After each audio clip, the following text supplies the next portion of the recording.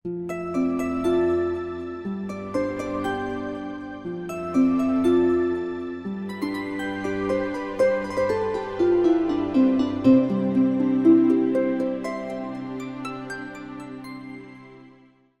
мақтау бүкіл әлемдердің Раббы сізбен бізді жоқтан бар етіп жаратқан адамзат баласына бір-біріне туыс, бауыр, жолдас болуды үйреткен, соған мегзеген бір Аллаға болсын.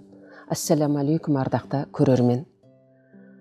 Әжемнің әңгімесі бағдарламасының бүгінгі тақырыбы асар бауырмалдыққа апаратын жол деп аталады. Жалпы кез келген адамның адамгершілік қасиеті оның үй ішіндегі өзінің жақын жуықтарына, туыстарына, көршілеріне, ауылдастарына жасаған жақсылықтарына байланысты басталып жатады екен. Үлкен бақытыма орай Алланың қалауымен сәби кезімде ылғи қазақтар тұратын шағын ауылда өстім. Бұл шағын ауылда бірнеше данагөй қариялар болатын. Сол кісілердің басқаруыменен біздің ауылда асар деп аталатын жиындар жиі өтуші еді.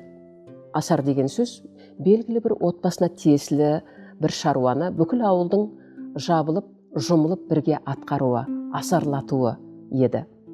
Әдетте бұл асарлату үй салуға байланысты болатын.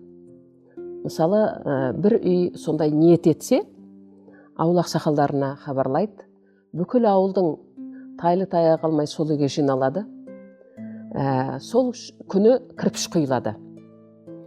Және де келген адам әлгі бір-бірімен бос әңгіме айтпай, уақытты босқа өткізбей, келе салып шаруаға бірден араласып кететін.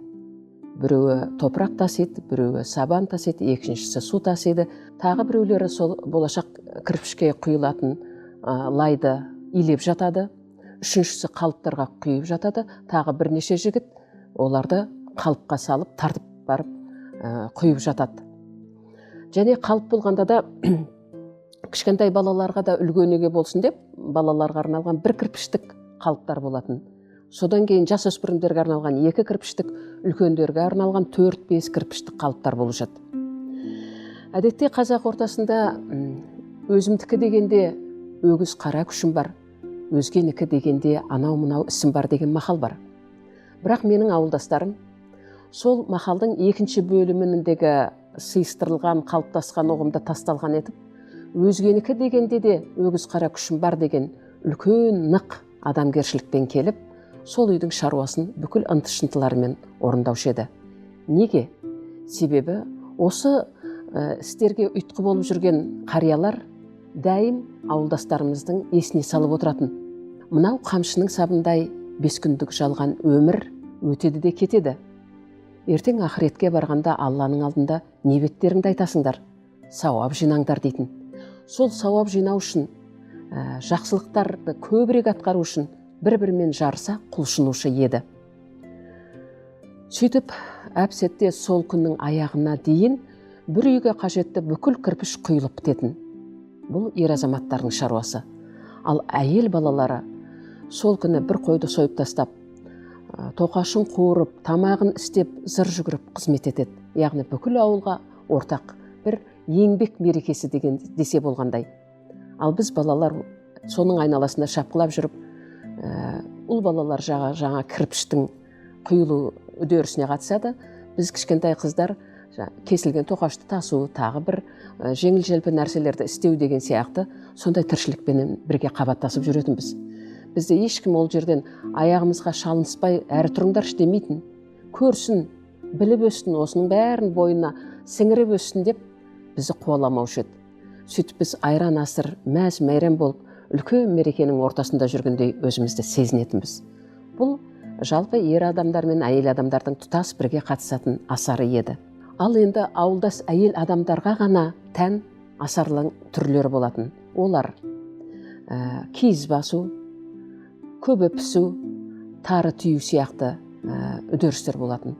Осының ішінде маған айрықша ұнайтыны киіз басу үдерісі еді. Бұл үдеріске әжелеріміз сонау күзден бастап жабағы жүндерді жинастырып жүріп дайындалады. Оны өздері 5-6 апалар болып отырып, алдын ала сабап, түтіп дайындап қояды. Енді бүгін біздің үйде киіз басу деп жариялайды. Бұл бір ғажап дүние. Бірнеше тоқылған шилерді қатар қойып, оның үстіне болашақ киізді құрайтын жүндерді қойып, әжелеріміз ыстық суын құйып орап бергеннен кейін, бірнеше тоқылған шилерді қатар қойып, оның үстіне болашақ басылатын киіздің қажетті жүндерін қойып, оның үстіне ыстық суды қойып болғаннан кейін, сол киізді орап, одан ары қарай бір адам оны жіп арқылы өзіне қарай тартып отырады. Ал біздер мықты жеңгелерімізбен қатар тұра қалып, қол ұстасып, киізді тебуге кірісетінбіз. Бұл бір керемет үдеріс еді. Себебі кез келген істі қол ұстасып, бір ниеттің үстінде бірге атқарудың қандай ғажап сезімдерге бөлейтінін мен сол кішкентай кезден біліп өстім. Біздер жаңағы кішкентай болсақ та, аяқтарымыз әлсіз болса да, жеңгелеріміз бізді әрі тұр демейтін. Киіз келесі бетке дейін, домалап барғанға дейін бәріміз бірге қол ұстасып теуіп барамыз. Қайтар кезде сыпайылап қана, Еркежан, сен енді менің орныма тұра қой, мен сенің орныңа тұрайын деп. Жаңағы жерде жеңгелеріміз зіркілдетіп тепкілеген кезде, кез келген киізіңіз расында да мықты болашақта сізге қызмет ететіндей дүниеге айналатын. Алғашқы аяқ басуымыздың алдында бір адам бізді белгілі бір ырғаққа көшіру үшін оң аяқ, сол аяқ, 1, 2, 3 деп бастап береді. Содан бәріміз бірдей ырғақпенен, біресе бәріміз бірдей оң аяқпен, бәріміз бірдей сол аяқпен теуіп, қуанып, мәз болысып, жаңағы киізді теуші едік. Одан кейін ол киізді әжелеріміз қатар отыра қалып білектейді. Бұл да ол кісілердің өзара бір-біріне деген туыстығын одан әрі күшейте түсетін бір керемет көрініс болатын.